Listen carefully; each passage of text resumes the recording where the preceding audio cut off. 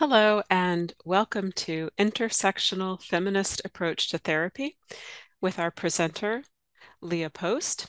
I'm Dr. Gabrielle Orsi, Program Manager at the Northwest Mental Health Technology Transfer Center, and it's my pleasure to welcome you to today's webinar. Joining us on the call is our project coordinator, Peyton Messersmith, who will be handling logistics behind the scenes and answering questions in the chat. Please note the details on the slide here in case that answers any of the common questions that we get about our webinars.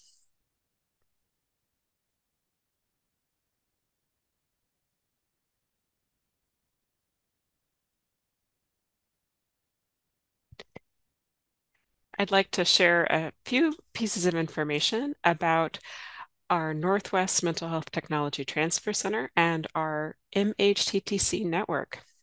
The MHTTC network is a national network supported by the Substance Abuse and Mental Health Services Administration, or SAMHSA. The network includes 10 regional centers and a network coordinating office. There are similar networks for addiction and prevention, ATTC and PTTC, that use the same structure. The MHTTC network, however, supports resource development and dissemination, training and technical assistance, and workforce development for those working in the mental health field. Our Northwest MHTTC covers the states of Alaska, Idaho, Oregon, and Washington, or HHS Region 10, and that's circled in pink at the top left corner of your screen. We're based in Seattle at the University of Washington. And now a little more specifically about our network, our center. It's quite a busy slide here, but we have a certain set of goals to accelerate the adoption and implementation of mental health related evidence-based practices, to heighten awareness, knowledge, and skills of the workforce, to foster alliances and address training needs among diverse partners, and to ensure the availability and delivery of free technical assistance and training like this one. Our specific area of focus is evidence-based practices for serious mental health issues like psychosis, but we do provide training on a slew of issues, a slew of topics, including integrated care, suicide prevention, diversity, equity, school mental health, peer support, trauma-informed approaches, and much, much more. This slide is attempting to convey a sense of what we offer, from our e-courses to our newsletter to other resources we post on our website. Our target workforce is basically anybody who's working in the mental health field. We define that very broadly. So behavioral health and primary care providers, school and social service staff, really anyone whose work has the potential to improve behavioral health outcomes for individuals with or at risk of serious mental illness. We fulfill our mission by providing free trainings such as this one, offering online courses, as I mentioned, holding virtual learning communities, and much more. We send out a newsletter every week. We have a podcast on Spotify. So you can visit our website, follow us on social media, or look at our podcast, which is on Spotify, but I think also Apple and Google, to get a sense of what we're up to and what we're doing. A little bit of housekeeping before we get started with today's actual content. We'll send you a link to the webinar recording and where you can find the slides and any other resources shared by our presenter. We'll also be sending out a non-credit certificate of attendance within the next 2 weeks so that you can document your participation in today's webinar. We ask that you use the chat for technical issues when you need our staff's help. If you're asking questions about the subject matter, we ask that you use the Q&A, and this slide is attempting to show you the difference in the Zoom toolbar between the chat and the Q&A. It's okay if you mix it up, people do, but we are not able to transfer questions from one of these Zoom functions to the other. So if you post a shout out to the audience, like, hey, hi from Boise, Idaho, and you post it in the Q&A, we can't post it in the chat for them to respond to you really easily. You'll have to do that yourself. And likewise, if you post a question for our presenter in the chat, that's fantastic. We might see it, but sometimes it is so busy in the chat, we lose track of those things. And so if we notice you've posted a question to the presenter in the chat, we'll try to ask you to get it into the Q&A yourself, because we can't transfer it for you. That being said, we do our best to address all questions, no matter which part of Zoom they pop up in. We are going to use that Q&A feature to set aside some time, I believe, at the end for a dialogue with our presenter. Okay, I promise this is coming to an end soon, and we'll get to the good stuff. This is just a standard disclaimer from SAMHSA, our grant funder, which states that while they fund us, they do not take a specific stance on this presentation and any of the content within it. So consider the disclaimer issued. We would like to invite you to connect with us. Like I mentioned, we have social media. We have a newsletter that goes out weekly. We have a website. You can email us, etc. I believe if you scan the QR code, you'll get to our website. So lots of ways to connect and see what we're up to and what other free trainings we are offering. And just a shout out that if you enjoy today's presentation, we are offering more with today's presenter. So join us next Wednesday or Friday, August 2nd for other wonderful topics with Leah. And without further ado, I'm going to pass it over to Leah Post. I have the pleasure of handing the baton off to just a wonderful, highly qualified individual, and I'll let Leah introduce themselves. Leah, thank you for being here today. Yeah, thank you so much. Hello, everyone. My name is Leah Post. Thank you so much for spending your Friday with me. I am a clinical social worker and also got my master's in public health. So I really like to look at the intersection of the work of public health and therapy. So I'm excited to talk to you all today about intersectional feminism in therapy and what that might look like, how you might use it, and I am very open to questions. I have the Q&A box open, so I will try to address those as we go. And if I don't get to your question, my contact information will be at the end. So if anybody would like to reach out to me, they're welcome to do so. So a little bit about myself. Again, my name is Leah. I use she, they pronouns. A little bit about my identities. I know we don't get a chance to officially meet each other, but I am queer, cisgender, white. I am from the Midwest, Minnesota specifically. So I am a clinical social worker. I'm also a Washington State approved clinical supervisor, and I really enjoy clinical supervision. And we'll also be having, like they showed, a presentation on specifically like queerness and supervision. So I'm excited about that one. I do have my own little private practice called Perfectly Queer Counseling. We are a fully remote practice based in Seattle, Washington, but our goal is to really reach folks throughout the entire state of Washington. And we do see teenagers age 13 and up. And then, of course, we also see adults all the way through any age. I got my degrees from the University of Minnesota in the Twin Cities. I am a dog and cat mom. I have one dog and two cats. And then in free time, or especially during the winter, I like to knit. So I don't knit very much during the summer because I like to be outside or on the water, but it's a great fall and winter activity. And oftentimes there will be a lot of cat hair in my knitting because they like to cuddle with me. So that's a little bit about me. Today we are going to talk about intersectional feminism and feminist therapies. My hope is that you'll be able to define that by the end of today's presentation. Also, that you'll learn a little bit about the history of feminist therapy, kind of how it started, where we're at now, and the differences between those. And then I'm also going to leave you with some tools and resources to hopefully allow you, if you're a clinician, to apply that to therapeutic interventions or just have a framework for bringing it into any type of mental health space. All right, so we're just going to dive right in. And again, feel free to pop questions in the Q&A. So, intersectional feminism was actually a term coined by Kimberly Crenshaw in 1989.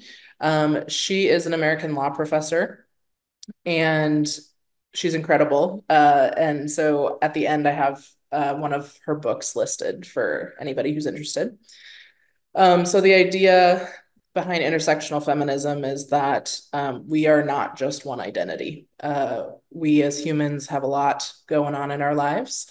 And if we're going to be talking about feminism, we need to do so from the lens of um, intersectionality or a very broad range. So inequality is not created equal. Um, that what that means, or what I mean by that, and what Kimberly Crenshaw kind of was speaking to, is that while we all have varying identities, they all may impact us in different ways and impact our access to care, our access to what it means to have an equitable place in this world. It's really about how our social identities can overlap. And a few of the uh, quotes from her is that if you see inequality as a them problem or an unfortunate other problem, that is a problem. So inequity does impact us all. It just impacts us in different ways. Um, Also, it's really important in identifying intersectional feminism that we do look at and talk about privileges. And someone may have a lot of identities that might lead to struggles for them, but they may also have a lot of privileges going on in their life. So it's really about looking at us as whole people, as clients as whole people, just the world in general in that way. Um, and I do want to make sure to point out that the term feminism was not and still often is not always safe for BIPOC individuals. I am going to talk a little bit more about how like feminism and intersectional feminism does impact women of color differently. So that's just a very brief background. So feminist therapy specifically was developed at the end of the 1960s.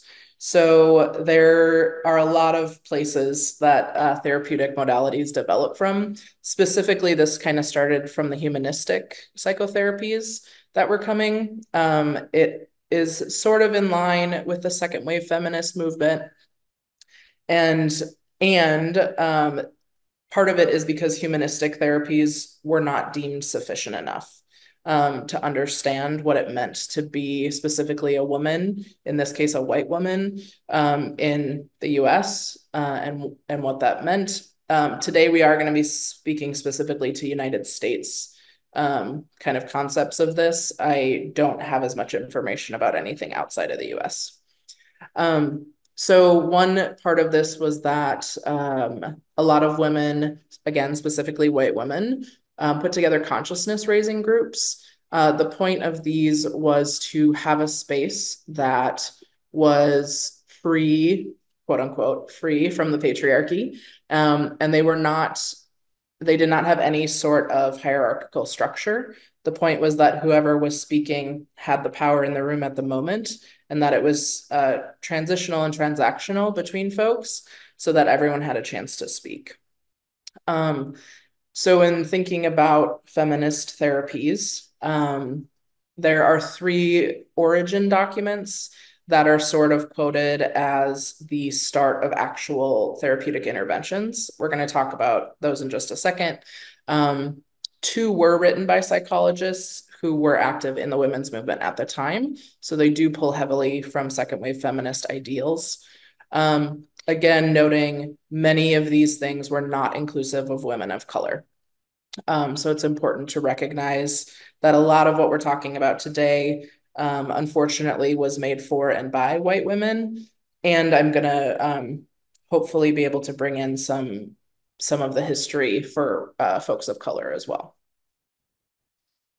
All right. So one of the three documents was called Women in Madness. This is from 1972, written by Phyllis Chesler, who is a psychologist.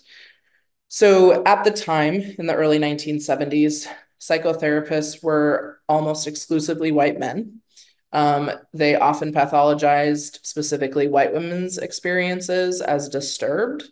um, and if they were in violation of gender norms. So anything outside of if you don't want to marry a man, stay home and have children, working was maybe okay, but only in like a quote unquote woman's job, then there was some sort of pathologizing that was happening for women, specifically white women.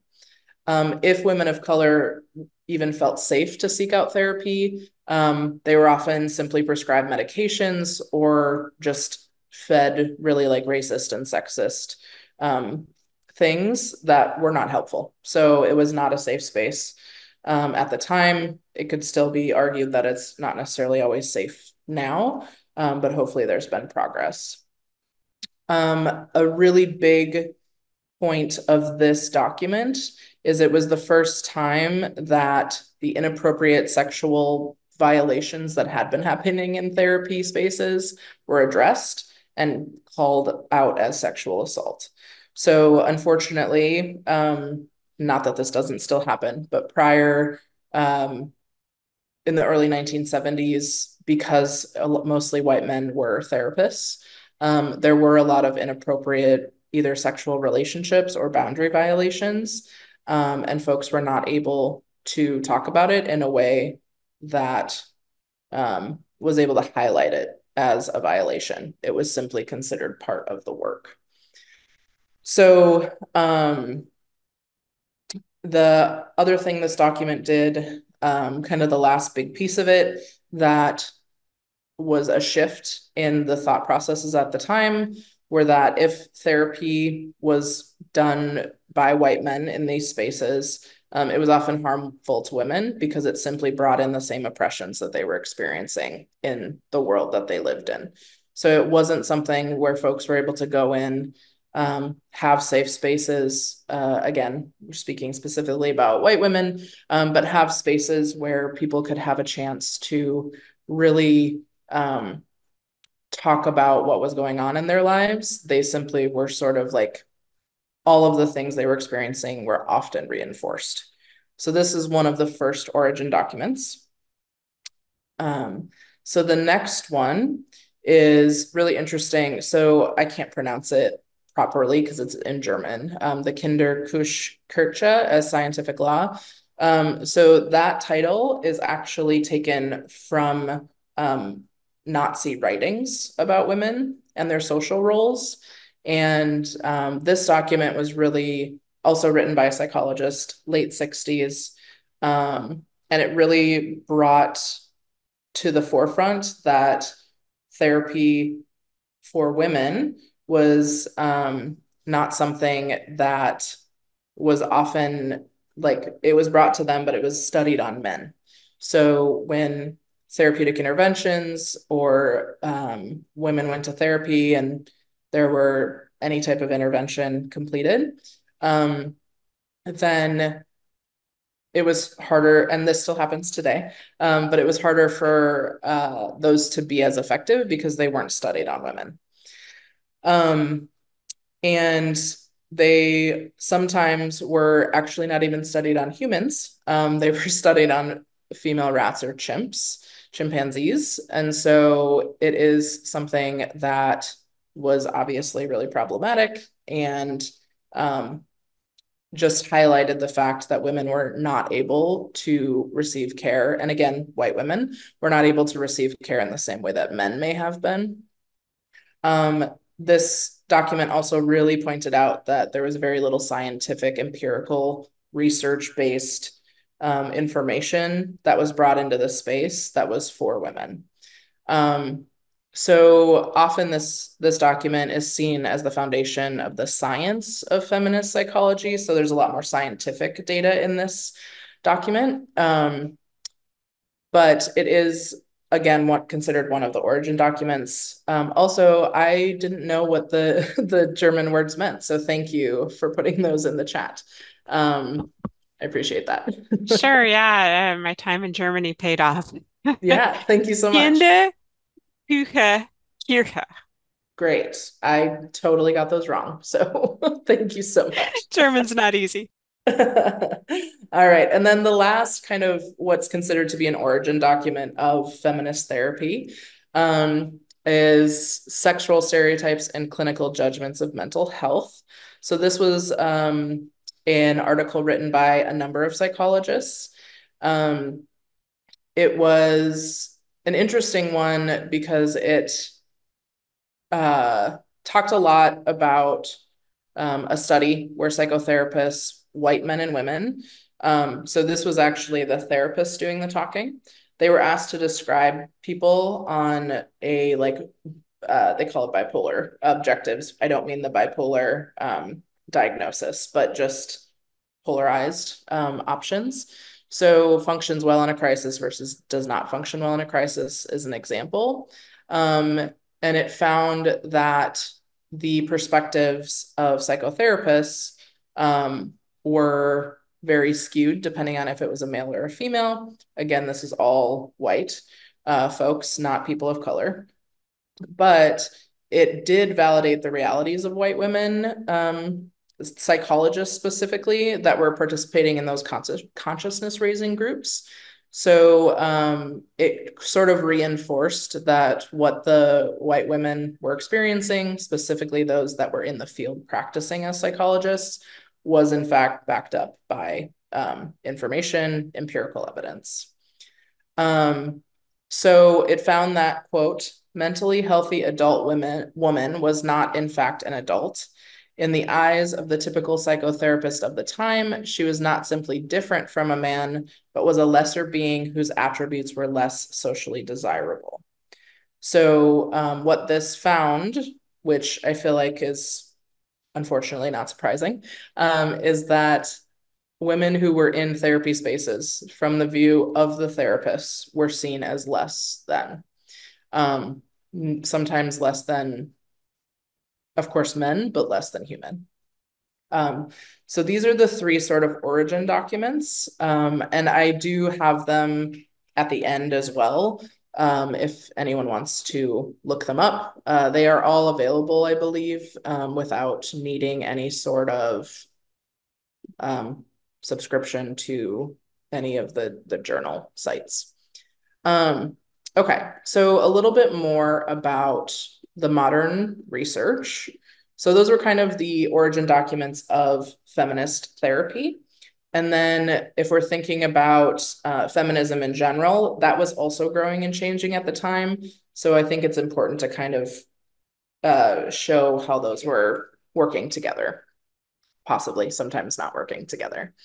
Um, the other thing I will put out there is that while those articles were a little bit more clinical and scientific in nature, there's still a huge lack of clinical evidence around feminist approaches to therapy. There's some fear behind it, and then there's also, of course, lack of funding, as there always is. So um, there are these different stages of conceptual development that I want to walk through with everyone, just so that as I'm talking, maybe it'll help orient a little bit. So the different stages that were happening. So there's something, and these were again not my words, but no difference feminism. So this 60s to the early 80s. What this said was that men and women are equal. There are no differences between them. Let's treat everyone the same. Again, this is all from the white point of view.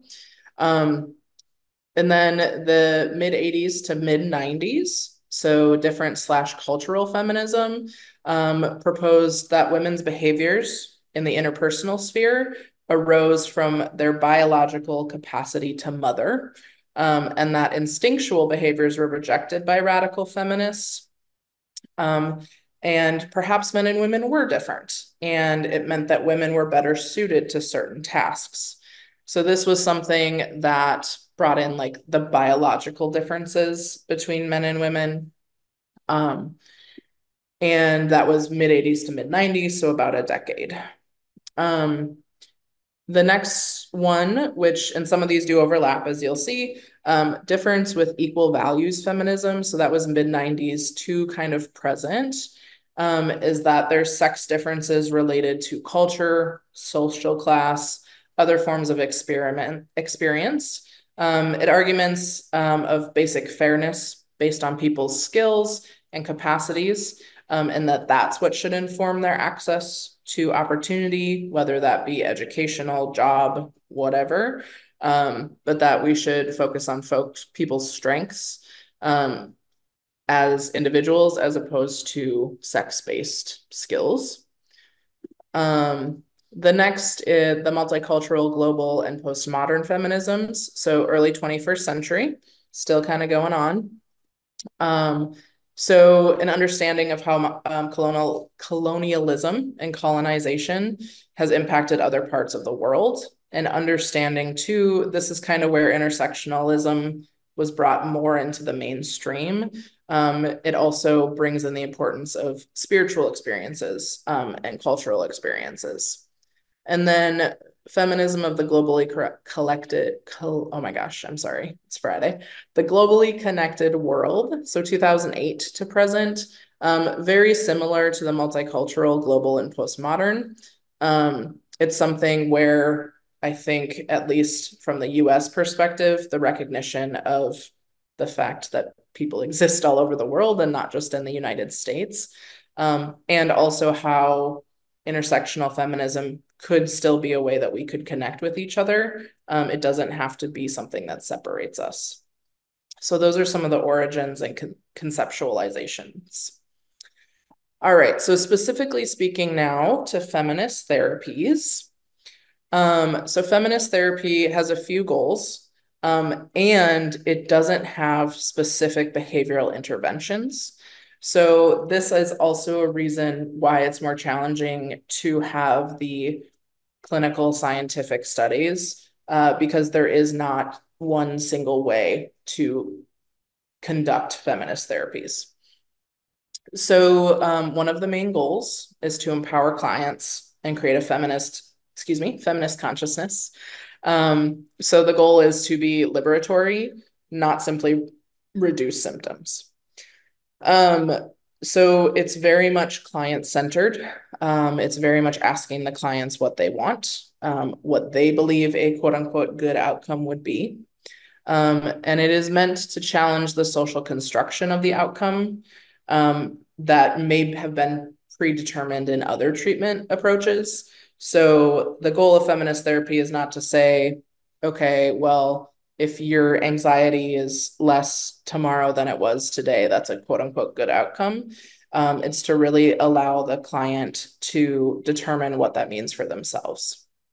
It allows them to be the authority of what works, what doesn't work. And again, this is not something that has specific interventions. So there is no instrument, there's no PHQ-9 for this, there's no GAD-7. These are not something that has a workbook that someone can just say, here's some worksheets. Not that there's anything wrong with that, but it is much more conceptual than it is specific. So it's really meant to be client-driven, really allowing folks to challenge systems in which that they feel they want to challenge. So that's kind of what that is. And so one of some models that were created by and for women of color, as often feminism does not feel inclusive for women of color or people of color. Also, I do want to point out that first, second, even third wave feminisms often were not inclusive of trans folks. And so now when I'm saying the term woman, I mean anyone who identifies as a woman. And that can include trans folks, non-binary folks. Also doesn't have to be just a woman. But unfortunately, the 60s, 70s, 80s, 90s, 2000s, sometimes into the 2020s, were not always inclusive. And so some specific cultural identities did branch out or created their versions of feminism that felt a lot more suited to their culture. So womanist and mujerista models. So the term womanism was developed because feminism didn't feel inclusive or representative. And then the mujerista, I do not speak Spanish, so apologies for my really bad accent. Um, these models were initially used in the 70s by Peruvian women because they wanted to separate themselves from the white feminist movements because they did not feel they were inclusive. At the end, there are slides at the end that also have some references if you were more interested in learning about these.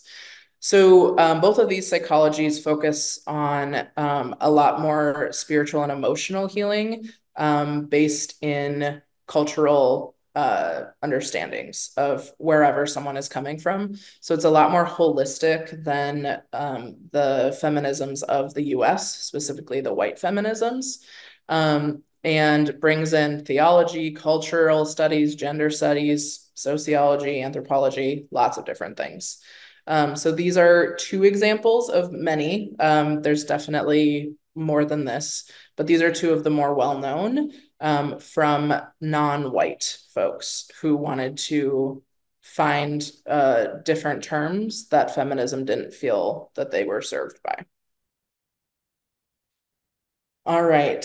So I can't talk about any of this without talking about social media and how it has greatly impacted not only feminism, uh, culturalism, globalism, when we're talking about holistic approaches. We've never been as connected as we are now because of social media.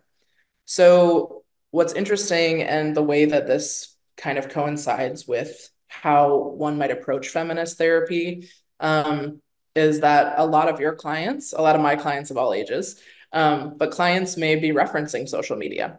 So, um, the average user spends 2 hours and 24 minutes each day on social media, which is 72 hours a month. So, depending on what information they're either looking for or just shows up on their For You page on TikTok, or depending on the algorithm, there is a lot of information out there, but there's also a lot of misinformation. So, it's really interesting and also important if your client is someone who engages a lot with social media, to make sure to bring that into the space because it can have a lot of impacts on the way someone is seeing themselves, the way they're seeing different movements throughout the world. So one of the big cultural shifts, I think, that happened was the Me Too movement. It became global. It really highlighted the prevalence of workplace harassment, specifically for women in the workplace. And because of this, social media trends are now allowing, or we're seeing feminist issues become more mainstream. It doesn't mean that it's always positive or even correct information, but it is growing. It also, with the Me Too movement or any other movements, the Women's March after the 2016 election is another example of how quickly social media can allow for organization of folks too. So previously, it took a lot longer to do any type of organizing, and now because of social media, it can happen a lot faster. I do want to make sure to include that social media is also, unfortunately, a place where whitewashing absolutely does happen. It leads to a lot of erasure of folks, specifically queer, trans, and BIPOC individuals. And so it is important to, if you're talking to clients about this, to also get some information about maybe what kind of information they're taking in. So, another positive, well, I consider it a positive. Other folks can absolutely have different feelings, but there's therapist influencers now. So there are folks that are therapists that maybe have written books, that maybe are providing 5 tips for lowering your anxiety today, or however the algorithms work. And people engage with that. Not everyone does, but a lot of people do. So there is therapeutic content online. There's tons of apps now that people can use in place of therapy. There's mindfulness apps, there's meditation apps. A lot of people can just sign up for therapy now online through their phone, with a lot of the internet-based therapy models like BetterHelp. So it's just a very different world than it was even, I don't know, when I got out of grad school, in the like mid 20 teens. And there's just a lot more ways to do therapy now or to engage. So I did show some of my favorites there below. So brown girl therapy, Nedra Tawwab, inclusive therapists, internal family systems, therapy Jeff, and therapy for Black girls. But what I will say is that um, for yourself and for clients, it's really important to talk about having a critical lens when engaging with this content. So a lot of this content can be really great, and people can just kind of post whatever they want. So it's not necessarily going to be correct. It may not be backed up by research. It may not be anything that anyone's ever heard of. So social media influencers are out there. Therapy online. My practice is fully remote. So it's definitely a thing. And it can be a way that folks can get great information, but it can also be a way that information can be very misleading. All right. Apologies if it feels like we're jumping around a little bit. I just wanted to make sure to talk about a few of the things that are impacting therapy spaces today.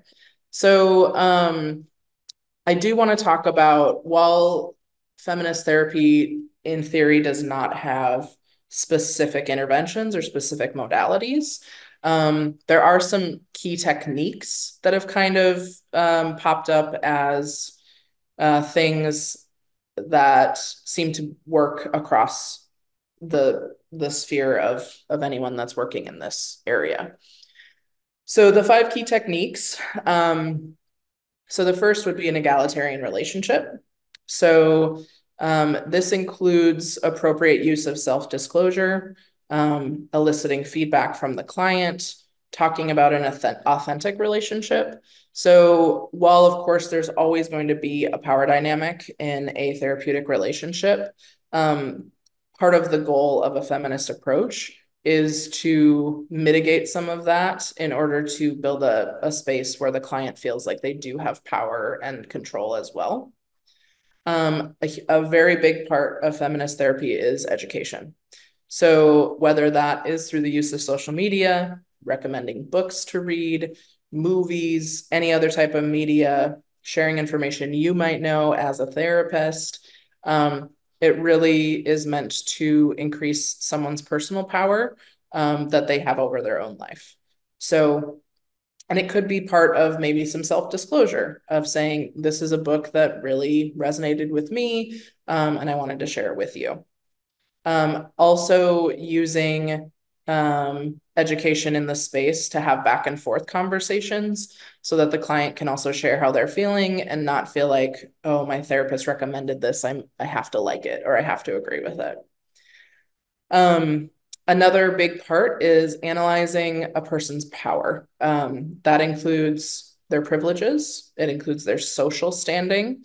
So really engaging with clients, and sometimes these will be hard conversations, but engaging with clients around what type of positionality they hold in the world.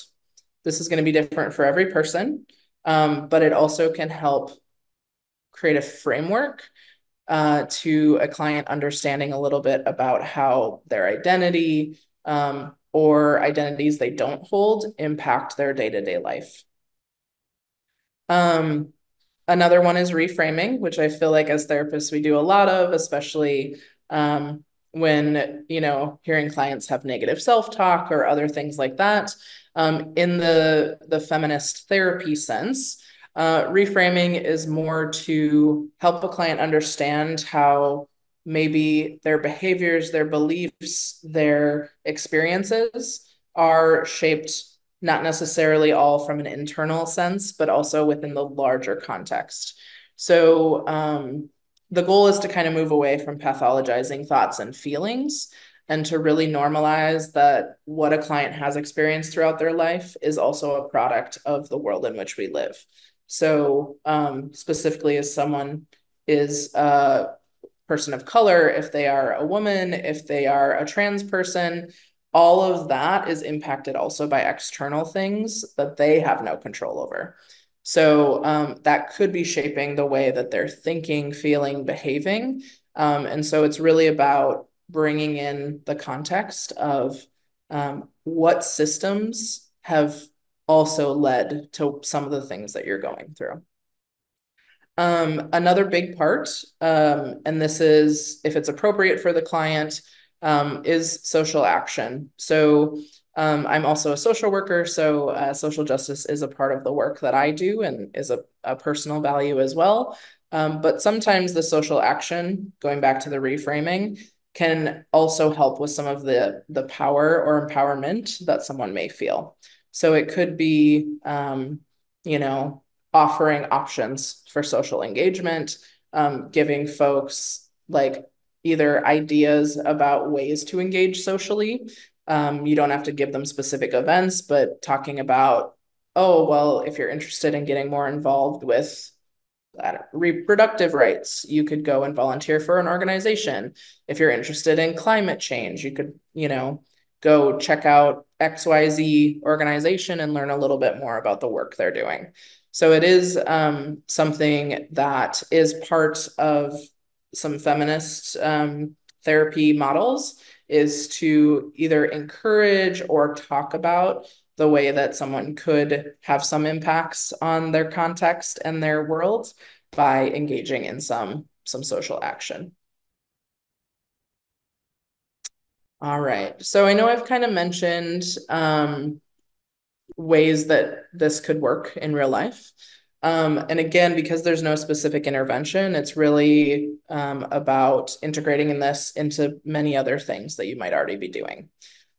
So there's lots of ways when engaging with clients about talking about the context in which it happened. I see this with my clients a lot around work, especially for adults, about oh, I'm having this experience at work with a coworker or with a manager or whatever.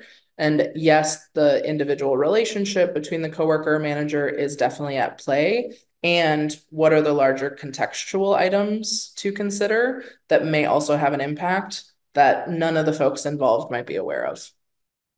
So the other thing with all of this is, as the therapist, make sure you're also addressing your own implicit bias, internal biases, internal assumptions about the way that you see the world, because that your context also has an impact. So if you're unsure if this is like your own biases, a question to ask could be, what are the power dynamics impacting this client's situation? And you may be part of those power dynamics.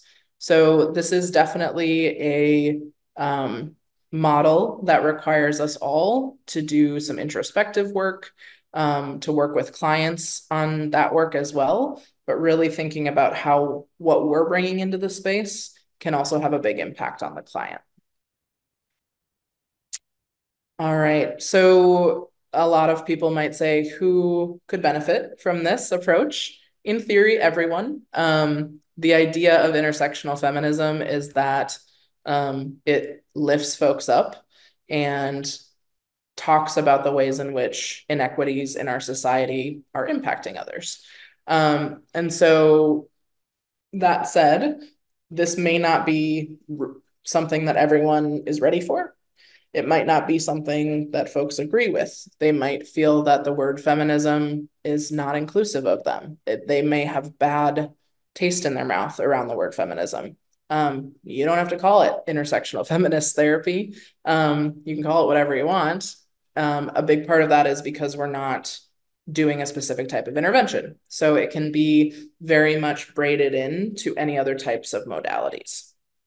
The biggest thing is to listen to your client. What do they need?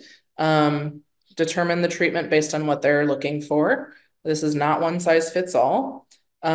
One of the examples that I have is I recently completed the IFS, Internal Family Systems Level 1 training.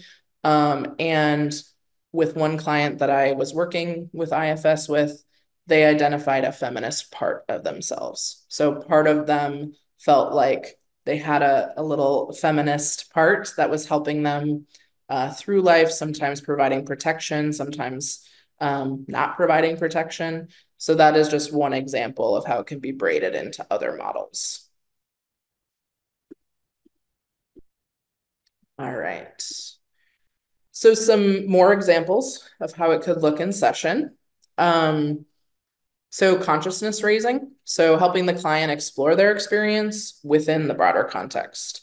So an example of this, so how do societal expectations of gender roles impact their own belief systems? Specifically, I found that a lot of times we don't even know that something is a like deeply held societal belief because it's just part of our everyday. So there are still so many inequities in this world, and a part of this, I also would consider this some education, is to talk about the way gender roles are still impacting our work. The next would be empowerment. So this could be helping a client get out of a bad relationship, encouraging someone to set strong boundaries, to talk about how they have control over their life. They have all of that. So I know that a lot of these things might sound like, oh, yeah, I already do that. These are just examples of some ways that like feminist ideals might already be braided in. Um, Reframing, I know we already talked about this. But again, the negative self-talk. So helping them just view something through a different lens. So sometimes, I work with someone who really struggles at work with feeling like they're always failing. No matter what they do, they think I'm the worst employee, all that kind of stuff. And that's pretty consistent and constant. And so one of the things that we work on together is one, why they feel that way, but then also reframing it from what evidence do you have to show that you are the worst employee. So just kind of helping them look at things through a different lens. Another way this could look in session is that allowing clients to practice self-compassion, especially around internal messages of shame or blame. This is specifically really strong for anyone who is not a white cis male. There is a lot of shame or blame in this world. If someone asks for support, if someone asks for help, if they need something repeated because they missed the instructions the first time. There's just a lot going on for folks that they may not be able to have compassion for themselves. A few more examples. So externalization. So helping clients separate their identity from the problems or challenges they may be facing. And I know this maybe sounds counterintuitive to what we just said, but what I mean by that is that anxiety is a part of someone, it is not their identity. So this can lead into some maybe IFS work, internal family systems. It can also maybe help clients see that anxiety is a product of the world that they exist in, as opposed to being something inherently wrong or bad or whatever belief they might have. I mentioned it before, but self-disclosure is something that, depending on who you learned from or who your supervisor was, you might have very different ideas about self-disclosure. And this is totally up to everyone's comfort level. Some people are a little bit more comfortable than others. So an example of this in the therapeutic session would be also sharing experiences to build trust. So the point of self-disclosure is not to make the session about oneself, but to sometimes help the client feel that what they're experiencing is something that they're not alone in. Specifically in talking about feminist therapies, it could be someone's own experience with sexism or discrimination. For myself, I have a queer practice, so we talk a lot about how queerness discrimination around that or feelings of otherness can happen in those spaces. So if someone's comfortable, if you as the therapist are comfortable, sometimes that can really help build a strong relationship between you and the client. Another one, kind of tying it all back together, is intersectionality. So, how are our social identities intersecting and impacting our experiences? So, an example would be like, how does a client's experience of sexism also possibly influenced by their racial identity, their religious beliefs, any type of identity that they may hold? So all of these things, and these are just examples, these are all things to discuss, talk about with clients, really bring to the forefront. And it can also, again, be braided into pretty much any intervention, depending on what you're doing and if that intervention allows for it. All right. So again, some examples of the braiding. I know I've talked about that a little bit. I've talked about IFS. It's very fresh in my head because I just completed the training. So clients can interact with any parts that might have been impacted by the patriarchy, racism, sexism, etc. They could have a feminist part. This is all, based on what the client's needs are or what parts they identify. But all of these can absolutely be woven into an IFS model. CBT, so something that I think many therapists are sort of trained generally on is CBT. So this one specifically challenging negative thought patterns. A lot of this would be specifically around internalized misogyny, racism, sexism. So the belief that a person feels they might be less than because of an identity that they hold, using CBT models to really challenge that assumption, to work with someone on shifting those negative thought patterns and maybe some education around where those thought patterns may have originated, that may have been outside of someone's control. Another example would be acceptance and commitment therapy. So this is really, again, going back to the client-led piece. So helping clients to really work with their own beliefs, their own models of how they want to be in the world, and really accept their thoughts and feelings without judgment.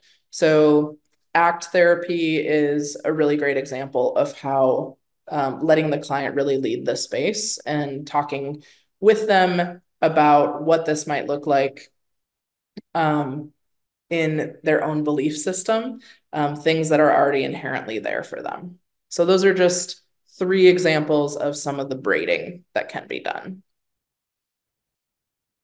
All right, so I am going to have a whole nother training on queering supervision specifically. And for myself, I am someone who very much brings like intersectional feminist ideas into pretty much all of my work.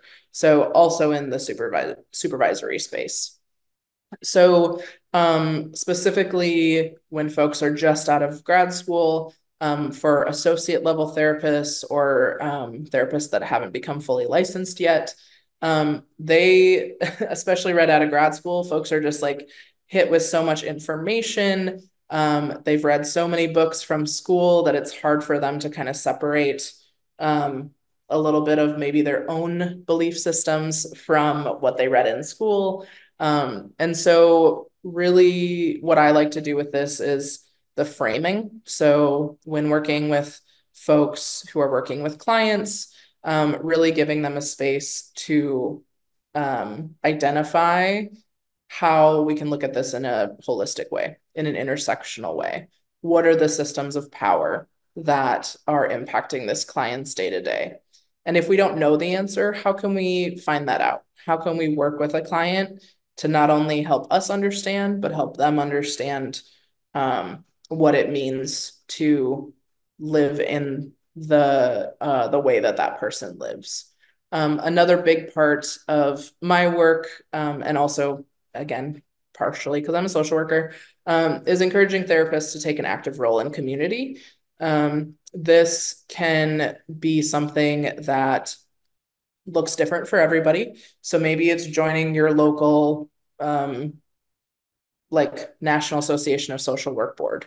Maybe it's joining a local counselor group or something like that. So it doesn't have to just be necessarily activism in the sense of social activism. It can also be getting out there, allowing therapists to find spaces to learn from folks other than just their own supervisor, but really encouraging them to find peers, coworkers, other folks who they can learn from. Because I believe that the more that we can understand and engage in systems that we don't normally engage with, that only makes us better therapists. We don't have to be experts at them, but to just hear about them can be really empowering. All right, so we're actually down to the last two slides and we have some time left. So if there are questions, we're gonna have plenty of time for questions. So these are, when I say missed opportunities, these are examples maybe that ways that someone might have missed it in the therapy session to engage in some sort of intersectional feminist model. So let's say that someone is doing relationship therapy with a heterosexual couple, but never addresses the system of heteronormativity. If that, so heteronormativity is the idea that our world is based on a like cis male, cis female relationship dynamic, and that those roles are set.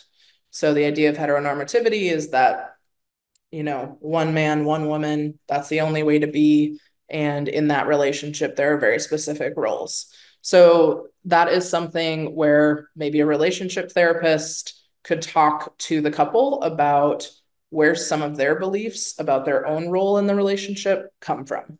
And that can be really possibly eye-opening, maybe not, but that could be something to talk about. Another example would be not addressing intergenerational trauma by talking about the oppressive systems that someone's ancestors may have faced to get to where they are today. So how did previous systems that a family's previous generations go through, how did that impact trickle down to the individual sitting in front of you? So really thinking from a broader context of what systems were in place, how was the world when that person's ancestors or prior generations were going through that kind of led to maybe where they are today. So therapy that might support the client to conform to an external situation, even if they're being harmed by that situation.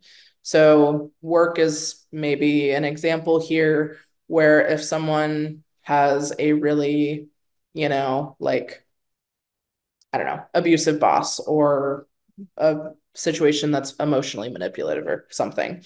You know, the idea of like, how do we work through this? How can you like handle going to work every day, which absolutely is valid. I don't want to say not to do that.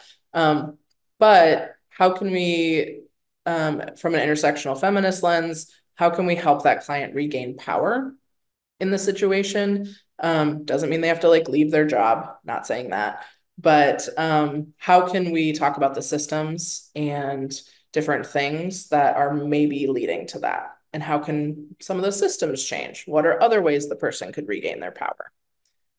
And then the last one would be any therapy that reinforces helplessness. The idea that the system will never change, so we can only do internal work. That can be really challenging and not necessarily in line with the idea of intersectional feminism. The idea is that, yes, these oppressive systems are here, they exist, they will be very challenging to change. And if someone is kind of continuously being impacted by those systems, they don't necessarily have to always change themselves. Sometimes it is about the broader, greater context. So really thinking about what does this client need? Yes, it's important to work on them as an individual, and that is not the only way that they see the world.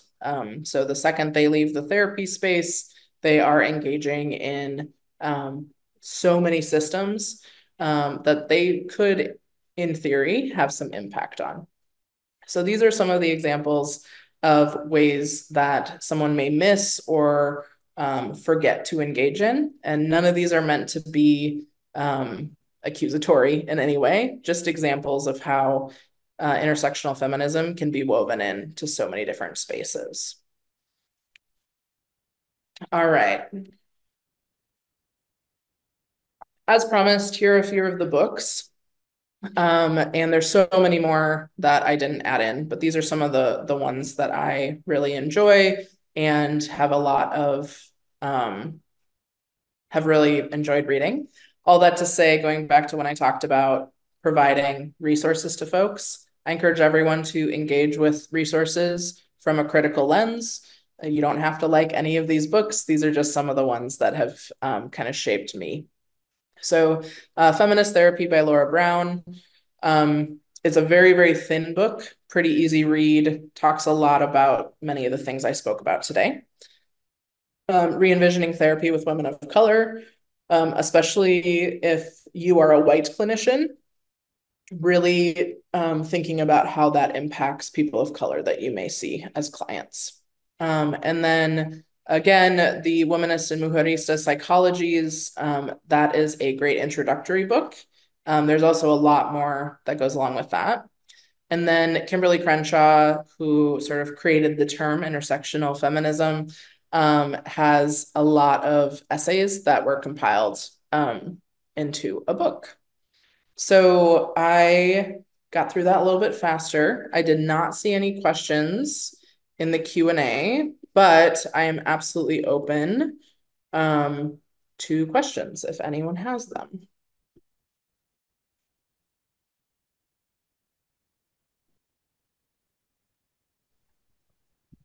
Thank you so much, Leah. It is a pleasure to have you and to hear your wealth of knowledge on this particular topic. I am also not seeing any questions in the Q&A. I was wondering if you could expand a little more on the braiding aspect, like how in a clinical session, for example, you work that in. I'm guessing that perhaps somebody in the audience might have that as a question. I know you gave several examples. Is there more to say about that? I'm sure there must be. Thank Sure. you. Yeah. Yeah, absolutely.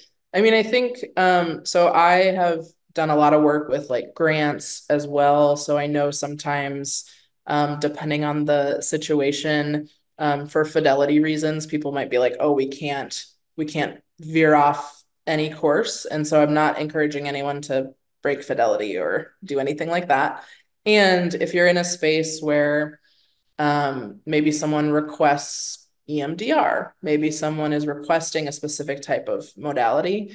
There's always a little bit of humanness that we bring to the therapeutic session. So when I'm talking about braiding, I'm not saying you need to like totally interrupt or stop doing what has worked for you when it comes to an intervention or whatever the client's asking for, but really thinking a little bit about, oh, have we ever actually examined this system?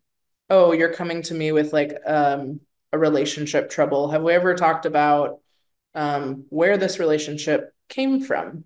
Have we ever talked about what societal impacts may be reaching into this relationship?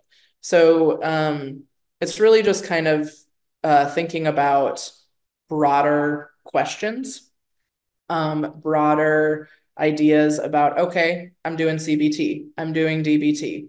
Great. Maybe when you're taking the client's history too, you can learn a little bit about maybe what they know about their background. Also, sometimes the idea, like some people have never been able to, have thought to consider, have had the opportunity to say, oh, I didn't realize that maybe the way, like I was raised in the Midwest. So there are certain ideals that come with being raised in the Midwest. Speaking for as myself as a Midwesterner. So like there's so many things that impact who we are, how we think about the world. And so how can we, as therapists, ask those questions to clients to not only let them think about it, but also maybe um, they might come up with different goals around that. So I hope that answers your question. I don't want to speak too specifically about any models and make anyone be like, oh, but we have to follow this fidelity review. I totally understand. But if you have the flexibility, go ahead and bring it in.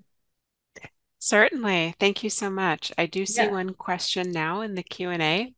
Um, Yeah. uh, So the question is, how do you respond to clients that have a reaction to the word feminism?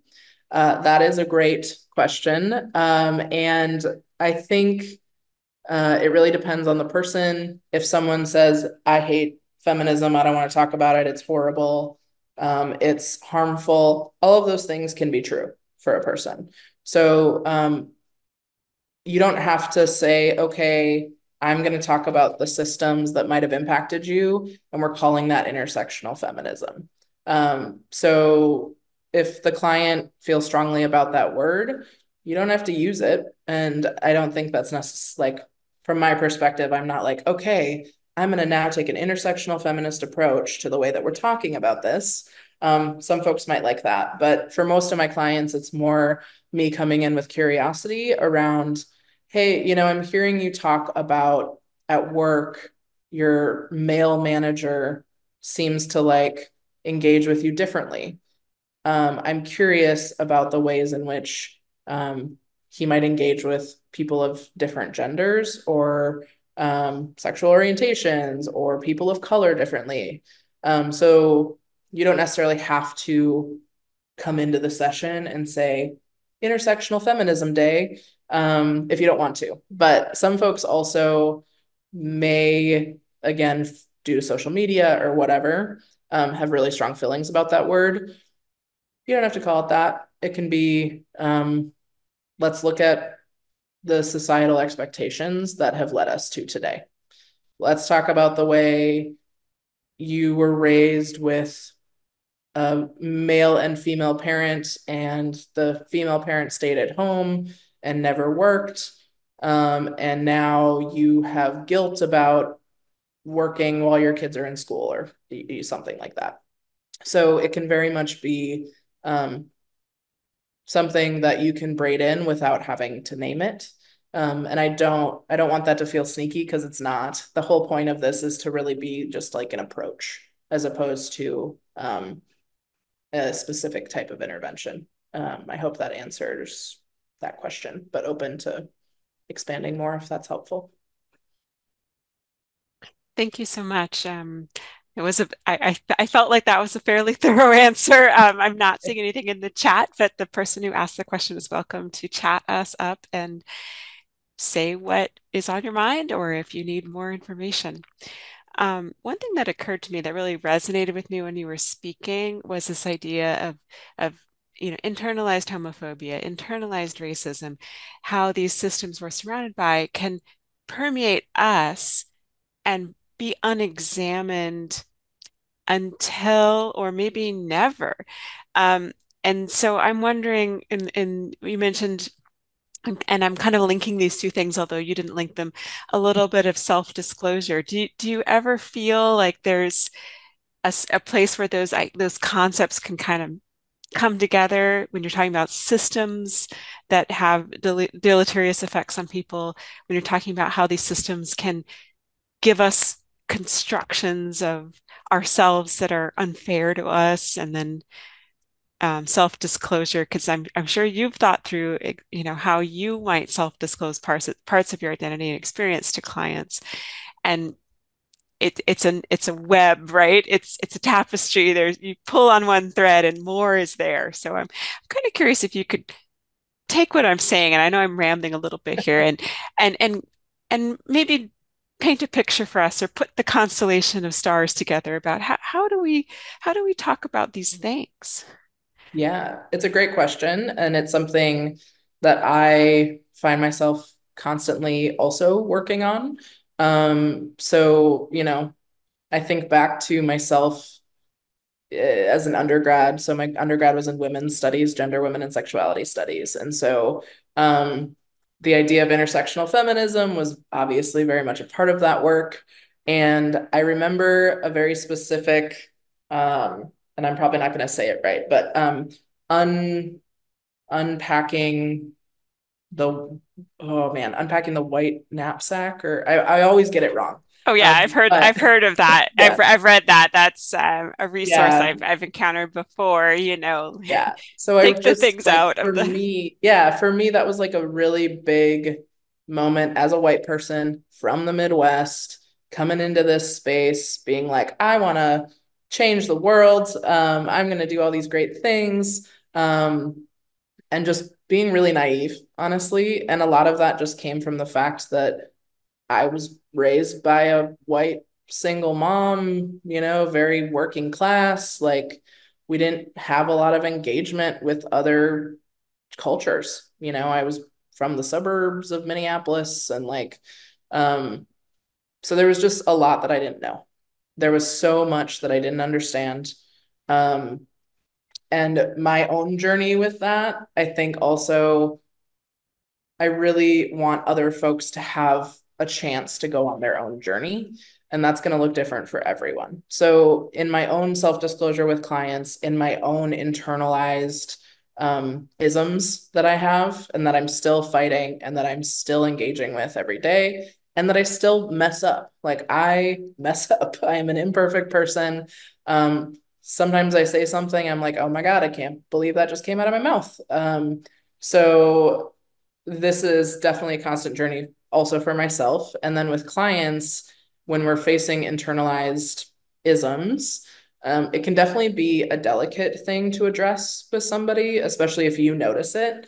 But it can sometimes be really important to the work. So if someone's goal is, I want to be more mindful of, like, I don't know, other people, or like whatever their goal is.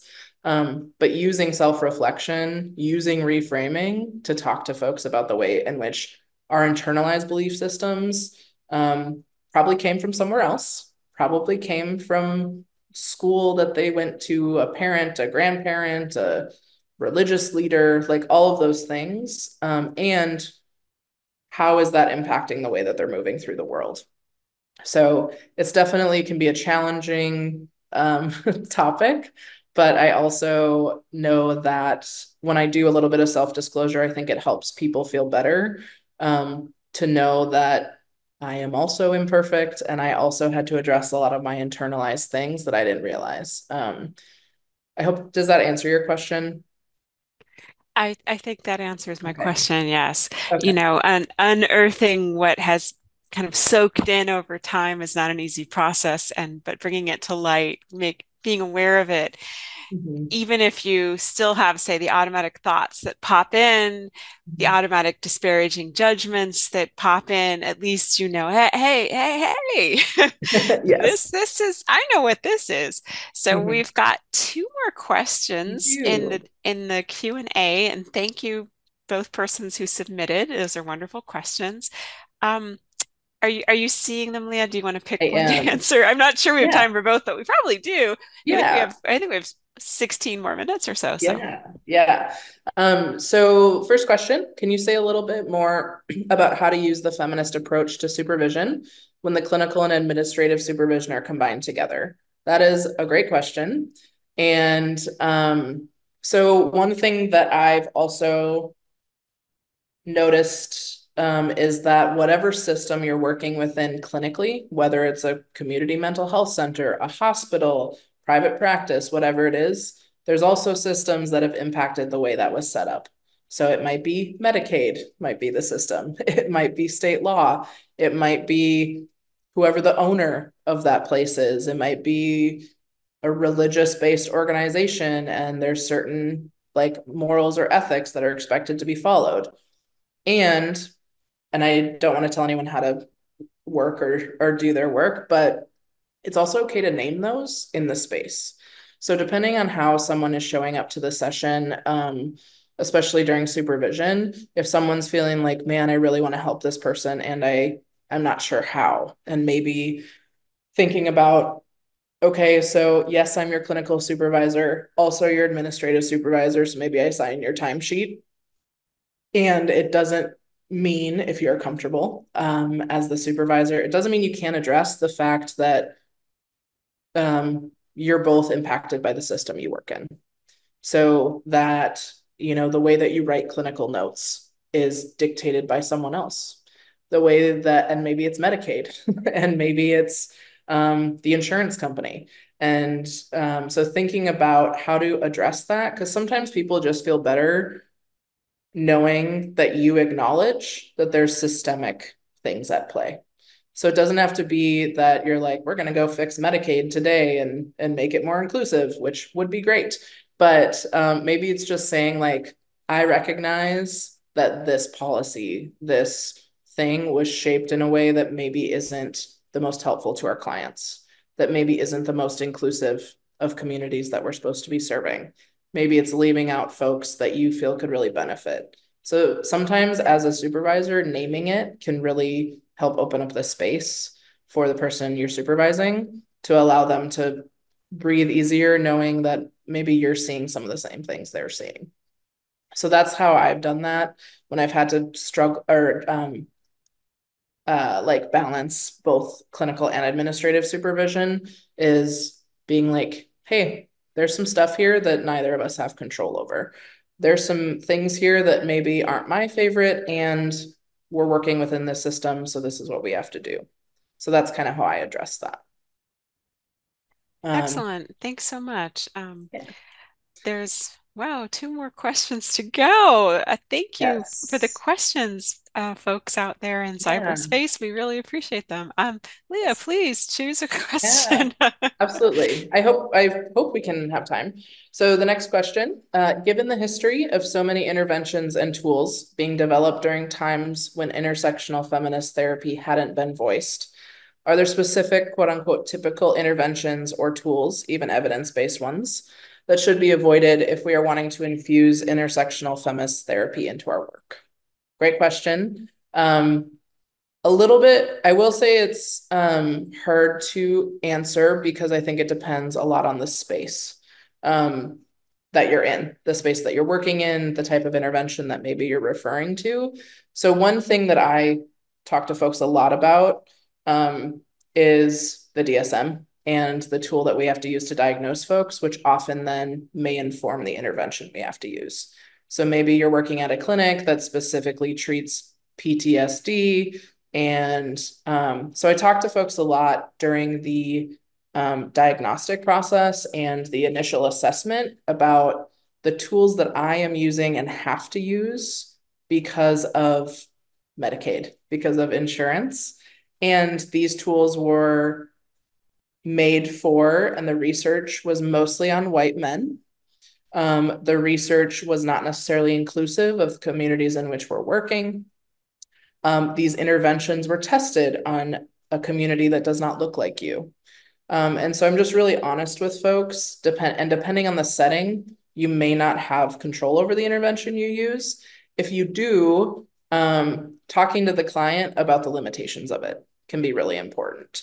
So I try to be as transparent with folks as possible, especially when working with communities of color, when working with queer folks, when working with trans folks.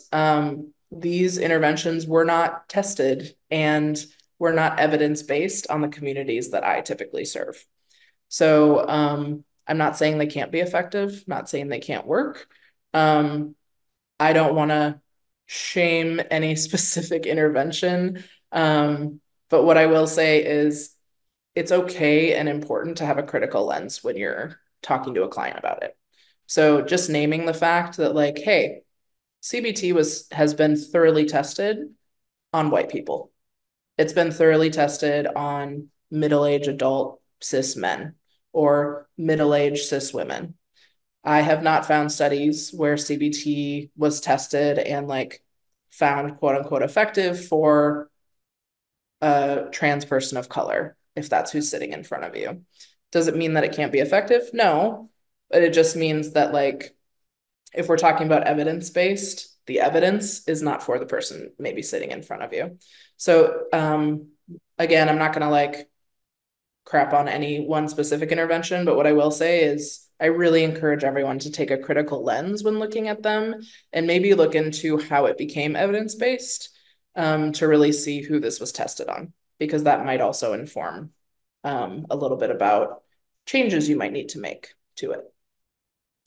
Um, Absolutely. That is so insightful. Our center is focused, as I mentioned in our little introduction, on evidence-based practices, and that can really rub folks the wrong way because whose evidence, whose basis, what exactly was done here? So clearly, like a culturally sensitive approach, or at least an eyes wide open approach to evidence-based practices is just absolutely vital.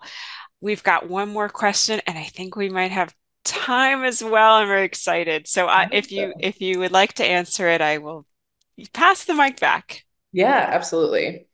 Um, all right, the last question. So I work with a lot of patients who are cis hetero males who also live in extreme poverty.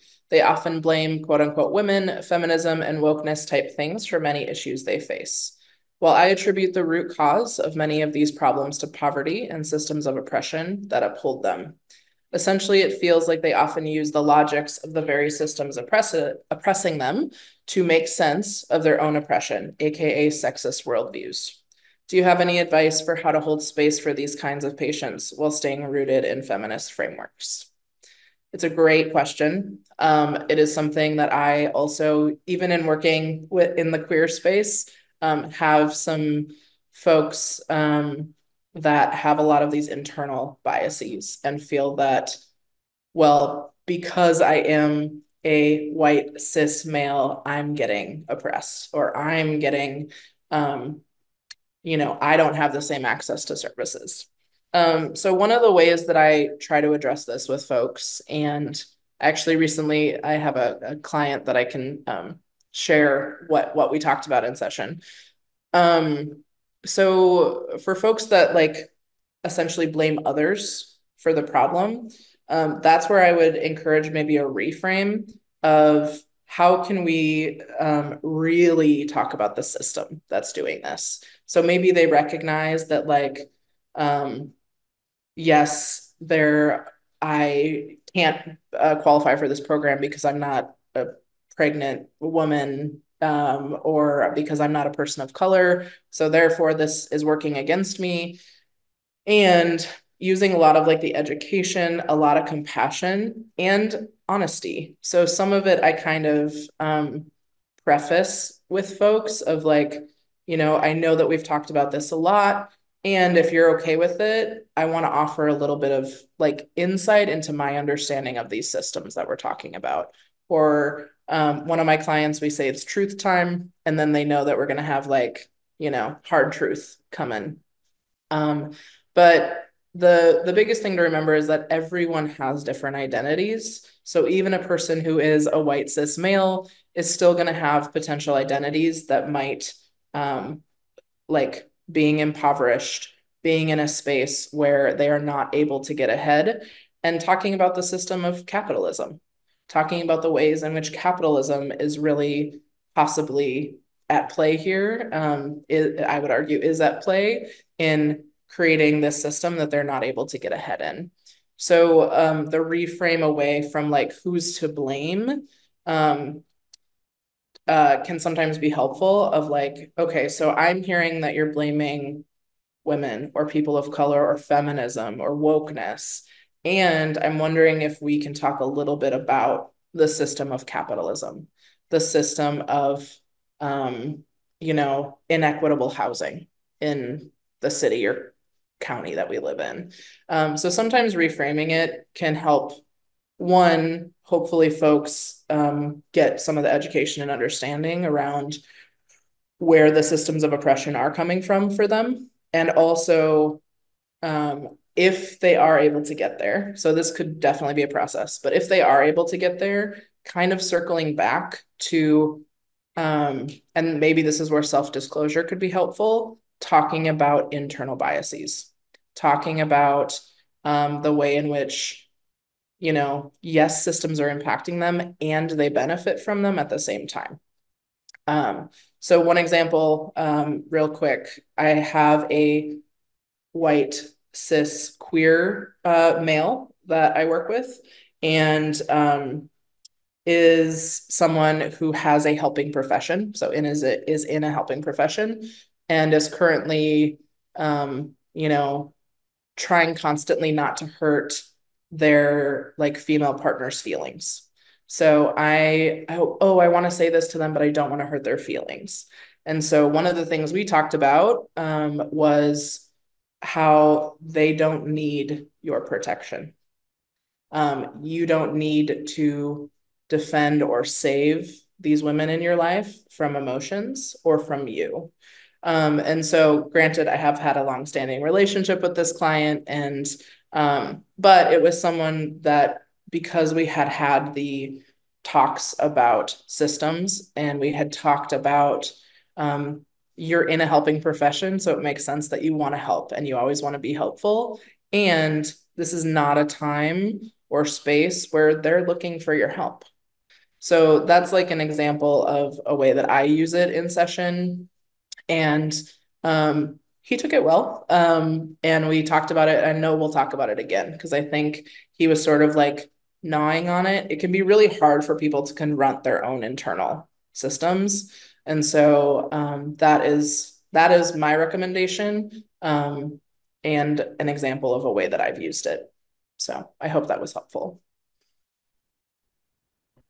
Thank you so much. And I want to thank everyone who came today. I want to thank the folks who offered questions. We have a few more precious minutes of Leah's time. If there's something that they said that you would like a little more on, or a little more clarity in response to a question you posted in the Q&A, we have just a few precious minutes left. Um, Peyton, thank you for your helping throughout the webinar.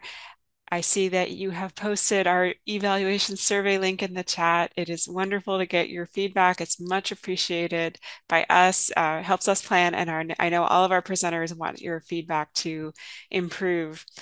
Um, we've also placed the link in the chat to subscribe to the newsletter and the training calendar. And we had mentioned earlier, Leah's coming back. There's more. This isn't it. Please join us again. We will look forward to seeing you. Um, Peyton, anything else we need to share? Just to say that in the next week or so, we will have the recording posted on YouTube and on our website. So Zoom will email you a link to where you can find that. So just keep an eye out. And thank you for joining us. Absolutely. Thanks so Thank much. And you. Thank you, uh, everyone.